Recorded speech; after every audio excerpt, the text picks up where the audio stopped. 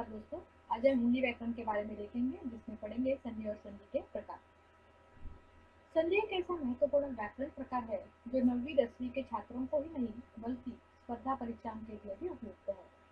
पहले भाग में हमने स्वर संधि और व्यंजन संधि देखा था। आज के भाग में आप देखेंगे विसर्ग संधि और विसर्ग संधि पहचानने के ट्रिक्स। तो चलिए देखते हैं संधि और संधि के प्रकार। पहले हम विसर्ग संधि की परिभाषा देखते हैं।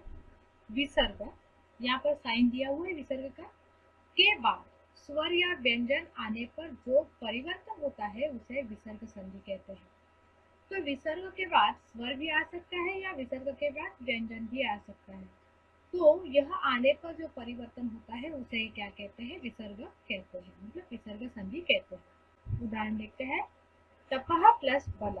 तपह यहाँ पर विसर्ग है तो विसर्ग का क्या बन गया है? ओ। तपोबल, तो तपोबल मतलब ओ कहाँ से आया वो हम आगे के ट्रिक्स में देखेंगे। निहि प्लस आशा। निहि मतलब यहाँ पर विसर्ग है तो विसर्ग का क्या बन गया है? र, तो निराशा। आगे देखिए दुहु प्लस बला। दुहु मतलब दू के बाद क्या है? विसर्ग है प्लस बला, तो विसर्ग का क्या बन गया है? र, तो आंसर क्या हुआ? दुर्बल। मनः प्लस हर। मनः विसर्ग है, विसर्ग का क्या बन गया है? ओ, मतलब मनोहर। निहि प्लस कपट, तो नी के बाद जो विसर्ग है उसका क्या बन गया है? श, तो आंसर क्या हुआ है? निष्कपट। तो श कहाँ से आया वह हम आगे के ट्रिक्स में देखेंगे। ओके, अभी हम ट्रिक देखेंगे। पहला ट्रिक है विसर्ग का ओ हो जाना। तो विसर्ग का ओ कब हो जाता है वह देखेंगे। ध्यान से देखिए, विसर्ग के पहले ओ और विसर्ग के बाद ओ या य र ल व हो अथवा वर्गीय व्यंजन कौन से है? क, च, ट, त, प, ये क्या है? वर्गीय व्यंजन है। और हर एक वर्ग में कितने होते हैं? 5 वर्ग होते हैं। देखिए देखिए यहाँ पर क, ख, ग, घ, ण, च, छ, ज, झ, ण, ट, ठ, ड, ढ, ण, त, थ, द, ध, न, प, फ, ब, भ, म। लेकिन हमने यहाँ पर सिर्फ तीन ही लिए हैं, पहले 3 वाले क, ख, ग, च, छ, ज, ट, ठ, ड, त, थ, द और प, फ, ब। उदाहरण देखते हैं। मनः प्लस हर, तो मनः प्लस हर इज इक्वल टू मनोहर। तो देखिए मन के बाद विसर्ग है और विसर्ग के बाद क्या है? ह। तो ये जो ह है य र ल व ह, देखा ऊपर, तो जो ह है, ह होने के कारण विसर्ग का ओ हो गया। ठीक है, इसलिए यहाँ पर आंसर है मनोहर।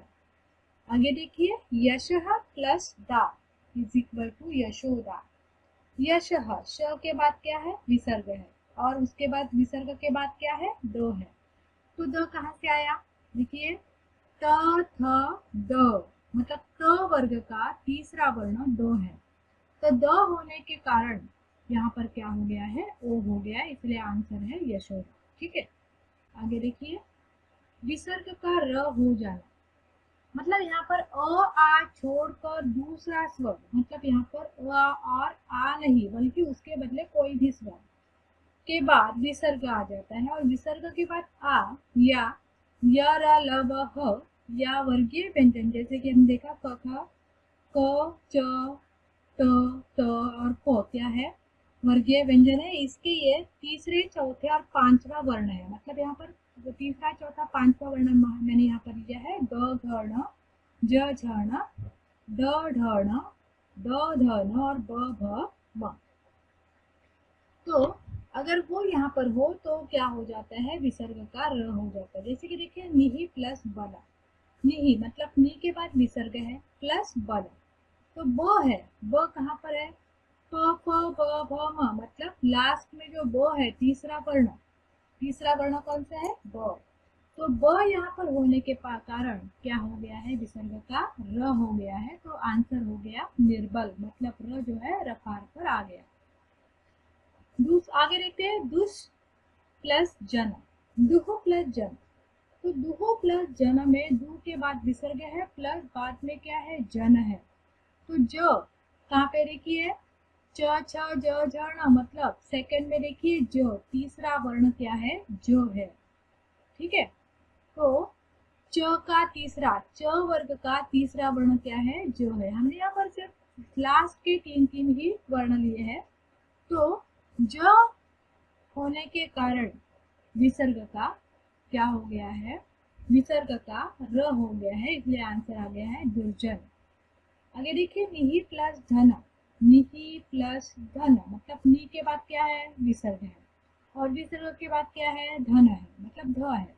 तो ध कहाँ से आया, देखिए यहाँ पर सेकेंड लास्ट द ध न, ध तो ध है ना, तो ध होने के कारण क्या है, यहाँ पर र हो गया, विसर्ग के बाद क्या है, ध, तो ध होने के कारण विसर्ग का र हो गया, तो यहाँ पर आंसर क्या हो गया, निर्धन। ओके, आगे देखिए तीसरा ट्रिक, विसर्ग का लोप हो जाना।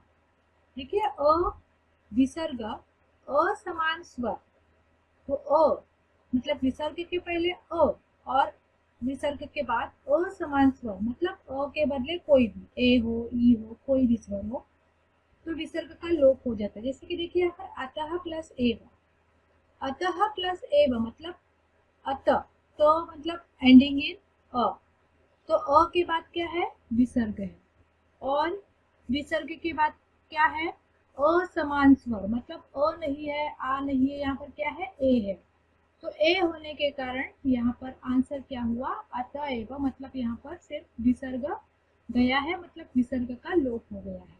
ठीक है, आगे देखिए यशः प्लस इच्छा, यहाँ पर देखिए यश, श मीन्स एंडिंग इन अ, तो यश एंडिंग इन अ मतलब अ के बाद क्या है, विसर्ग है, प्लस इच्छा ई, तो यहाँ पर क्या है, असमान स्वर है ई, इसीलिए यहाँ पर विसर्ग का लोप हो गया है और आंसर क्या हुआ है, यश इच्छा। ठीक है, आगे देखिए चौथा ट्रिक, विसर्ग का लोप नहीं होता, कब नहीं लोप होता, तो देखिए विसर्ग के पहले अ और विसर्ग के बाद क या प हो तो विसर्ग का लोप नहीं होता। देखिए प्रातः प्लस काल, प्रातः के बाद मतलब त के बाद क्या है, विसर्ग, त मीन्स एंडिंग इन अ, तो अ के बाद विसर्ग है और विसर्ग के बाद क्या है, क, अगर क हो तो विसर्ग का लोप नहीं होता, विसर्ग के बाद क हो तो विसर्ग का लोप नहीं होता, तो यहाँ पर क्या आंसर हुआ है, प्रातः काल, विसर्ग वैसे का वैसा ही है। ठीक है, आगे देखिए मनः प्लस कामना, तो यहाँ पर विसर्ग है, मन, मन मीन्स एंडिंग इन अ, और एंडिंग इन अ के बाद क्या है, विसर्ग है, विसर्ग के बाद क्या है, क है, तो क होने के कारण विसर्ग का लोप नहीं होता, तो आंसर क्या हो गया, मनः कामना। आगे देखिए अंतःकरण, अंतःकरण मतलब त के बाद क्या है, विसर्ग है, मतलब त मीन्स एंडिंग इन अ के बाद क्या है, विसर्ग है, प्लस करण मतलब क, तो क होने के कारण विसर्ग का लोप नहीं होता, इसलिए आंसर क्या है, अंतःकरण, लोप जैसे का तैसा ही है, मतलब विसर्ग का लोप नहीं होता, विसर्ग वैसे का वैसा ही है। पांचवा ट्रिक है विसर्ग के पूर्व का पद दीर्घ और विसर्ग का लोप, तो ई उ मतलब विसर्ग के पहले ई और उ हो और विसर्ग के बाद र हो तो विसर्ग के पूर्व का पद दीर्घ हो जाता है। ठीक है, तो देखिए निहि प्लस रस, निहि प्लस रस, नी मतलब एंडिंग इन ई, तो ई के बाद क्या है, विसर्ग है, और आगे क्या है, र है, तो र होने के कारण यहाँ पर विसर्ग है, उसका क्या हो गया है, लोप हो गया है, विसर्ग का लोप हो गया है, लेकिन नी जो है वह दूसरी बन गई है। ठीक है, विसर्ग के पूर्व का पद क्या हो गया है, दीर्घ हो गया है, मतलब विसर्ग के का पूर्व पद कौन सा है, नी, तो नी जो पहली थी वो क्या बन गई है, दूसरी बन गई है। आगे देखिए निहि प्लस रोग इज इक्वल टू निरोग, तो निहि प्लस रोग मतलब नी, पहली वाली नी के बाद क्या है, विसर्ग है, तो और आगे क्या है, र है, रो का र, तो र होने के कारण विसर्ग के बाद र होने के कारण क्या हो गया है, यहाँ पर विसर्ग का लोप हो गया है और पहली वाली जो नी है वह दूसरी वाली नी बन गई और आंसर हुआ निरो।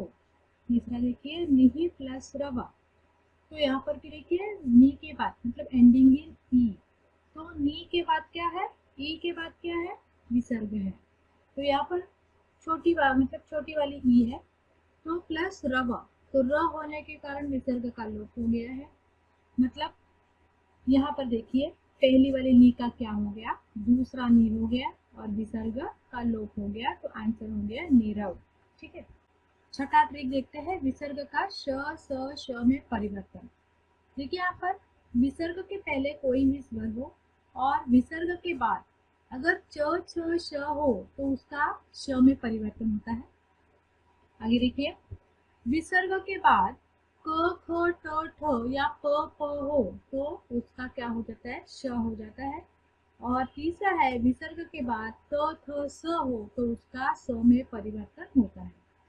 उदाहरण देखते हैं, दुहु प्लस शासन इज इक्वल टू दुशासन। दुहु मतलब एंडिंग इन उ, मतलब यहाँ पर क्या है, स्वर। विसर्ग के पहले क्या है, स्वर। प्लस शासन मतलब यहाँ पर क्या है, श है। देखिए पहला पॉइंट, च श छ श, अगर श हो तो क्या हो जाता है, उसका आधा श, विसर्ग का आधा श हो जाता है। ठीक है, इसलिए दुहु जो है तो विसर्ग है, विसर्ग क्या बन गया, आधा श, तो आंसर हो गया दुशासन। आगे देखिए, मनः प्लस ता, तो मनः मतलब न, मतलब एंडिंग इन अ प्लस विसर्ग प्लस त, तो त हो, देखिए थर्ड पॉइंट, त थ स हो तो उसका स बन जाता है। ठीक है, तो यहाँ पर आगे क्या है, ता मतलब तो है, इसलिए विसर्ग का क्या बन गया, स बन गया। तो मनः मनस्ता, आंसर क्या हो गया, मनस्ता। आगे देखिए, दुहु प्लस साहस, तो दुहु मतलब दु मीन्स एंडिंग इन उ, उ के बाद क्या है, विसर्ग, और विसर्ग के बाद क्या है, स।